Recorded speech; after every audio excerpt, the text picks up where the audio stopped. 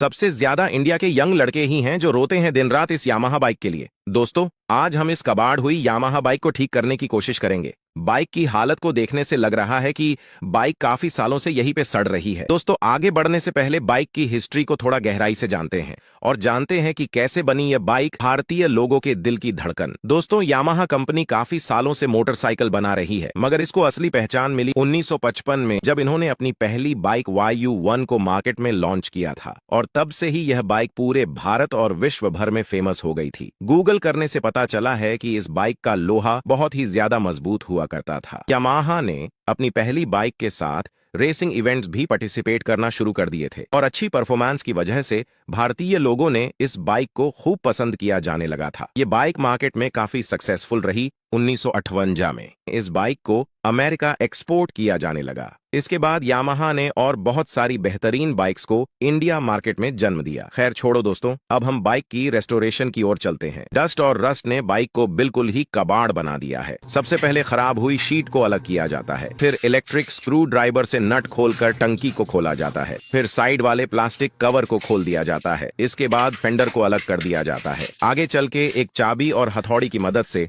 Handle के सभी छोटे बड़े पार्ट्स को एक एक करके खोल दिया जाता है। इसके बाद बाइक की बॉडी में फंसी हुई गंदगी को बाइक फ्रेम से बाहर निकाल दिया जाता है और साथ ही फिर एयर क्लीनर को बाहर निकाल दिया जाता है। इसके बाद बैटरी को बॉडी फ्रेम से अलग कर लिया जाता है। आगे चल के इंजन को बाइक की बॉडी से खोल दिया जाता है। फिर सभी खराब हुई वायर्स को बाइक की बॉडी से अलग कर दिया जाता है। आगे चल के इलेक्ट्रिक स्क्रू ड्राइवर और प्लायर की मदद से दोनों टायर्स को बाहर निकाला जाता है। सभी छोटे बड़े पार्ट्स को एक एक करके अलग अलग कर दिया जाता है। दोस्तों, फिर इंजन की डैमेज हुई बॉडी को वेल्डिंग करके जोड़ा जाता है। बॉडी को डस्ट फ्री किया जाता है। फिर डीजल ऑयल लगाकर ब्रश की मदद से अच्छे से इंजन को डस्ट फ्री किया जाता है। फिर इंजन की बॉडी को एक चमकदार पेंट कर दिया जाता है। आगे चल के इंजन के सभी छोटे बड़े पार्ट्स को एक एक करके इंजन की बॉडी में अच्छे से फिट कर दिया जाता है। फिर खराब हुई शीट को पानी में रखकर अच्छे से धोया जाता है। आगे चल के एक लेदर की चादर को काटकर शीट के कवर के लिए तैयार किया जाता है